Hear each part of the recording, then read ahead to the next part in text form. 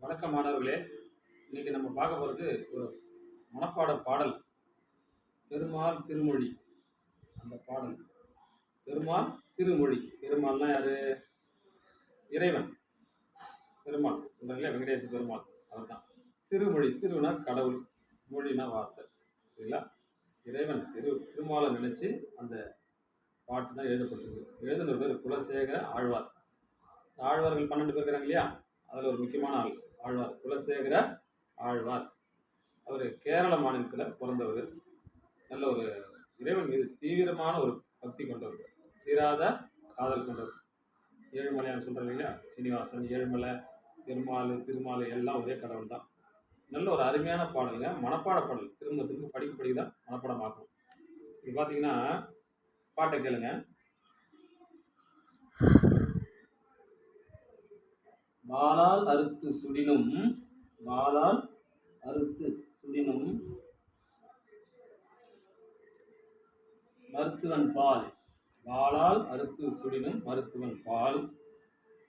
மாகாதல் நோயாளன் போல் மாயத்தால் மீளா துயர்வரினும் வித்து அம்மா நீ ஆளா உணதருளே பார்ப்பன் அடியேனே அப்படின்னு சொல்றாரு.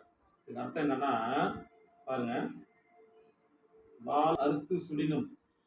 இப்போ நம்ம உடல்ல ஒரு காயம் ஏற்பட்டு வச்சு, புண்ணு ஏற்பட்டு வச்சு அப்படி சொன்னா டாக்டர் என்ன செய்வாங்க? ஒரு சின்ன கத்தி வச்சு கீறி உள்ள இருக்கிற அழுக்கெல்லாம் கிளீன் பண்ணுவாங்க. ஆனால் அது அறுக்கும் போது உடல் வலி கொடுக்கும், துன்பத்தை கொடுக்கும்.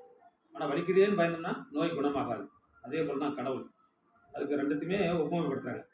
வாளால் அறுத்து சுடினும், அது மட்டும் இல்லை, அறுக்கும் போது வலிக்கும். ஒருவேளை நெருப்பு சுட்டாலும் வலிக்கும். இருந்தாலும் மருத்துவன் பால். இருந்தாலும் டாக்டர் மேல் நம்ம கோவப்படுறோமா? கோவப்படுறது இல்லை. ஏன்? டாக்டர் நமக்கு வந்து உடலுக்கு சரி பண்ண போறாரு, உடலுக்கு மருத்துவம் பார்க்குறாரு. இந்த உடல் இருக்கிற நச்சுகள்லாம் வெளியேறினா தான் உடல் பலமாக இருக்கும், உடல் ஆரோக்கியமாக இருக்கும் அப்படின்னு டாக்டர் நம்புறோம் இல்லையா? அப்போ அதே போல் நாம் கடவுளே நம்பணும் அப்படின்னு சொல்கிறாரு. அதுக்கப்புறம் பாருங்க, மாளாத காதல் நோயாளன் போல்.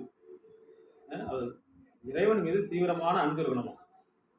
டாக்டர் மேலே எப்படி நோயாளன் அன்பாக இருக்கிறனோ அதே போல் நாம் இறைவன் மீது தீவிரமான அன்பு வைத்திருக்கணும்னு சொல்கிறாரு. அது மட்டும் இல்லை, மீளா துயர் வரினும், மீளா துயர் வரினும் வித்துவ கோட்டம்மா. வித்துவ கோடு அப்படின்றது கேரளாவில் திருவஞ்சை களம் அப்படின்னு ஒரு ஊர். வித்துவ கோடுன்னு ஒரு ஊர் இருக்குது. நம்ம கேரளாவில் இருக்கிற அந்த வித்துவ கோடு என்ற ஊரில் இருக்கிற இறைவனை தான் பாடுறாரு. வித்துவ கோட்டு அம்மா. அங்கே இங்கே வந்து பார்த்தீங்கன்னா இறைவனை தாய் மாதிரி கூப்பிட்றாரு. நம்ம சொல்கிறோம் இல்லைங்களா? ஒரு ஆணை பெண்ணாக கூப்பிட்றது, பெண்ணை ஆணாக கூப்பிட்றது, பாசம் அதிகமான கூப்பிடும். அப்போ இறைவனை அம்மா, வித்துவ கோட்டில் இருக்கிற அம்மா என்று கூறுகிறார். அது மட்டும் இல்லை, நீ ஆளா உணதருளே பார்ப்பன் அடியேனே அப்படின்றார். இந்த பார்ப்பன்றது யாரை சொல்லுதுன்னா அந்த குலசேகர ஆழ்வார் தான் சொல்றாரு. அவங்க பார்ப்பனர்.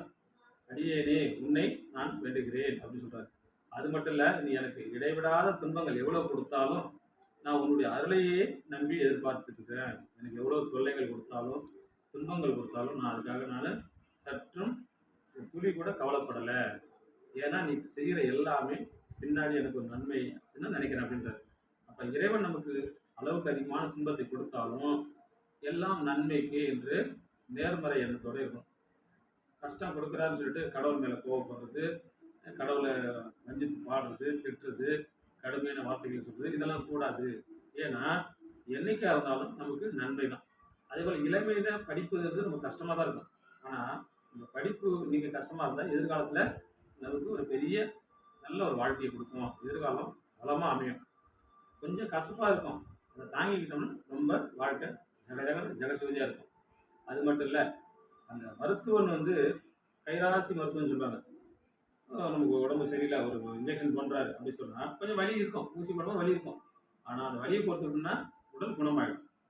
அப்போ அந்த டாக்டர் என்ன சொல்லுவாங்க? இவர் ரொம்ப கைராசி டாக்டர், இவர் வந்தாருன்னா எல்லாம் சரியாகுது அப்படி சொல்லுவாங்க இல்லைங்களா?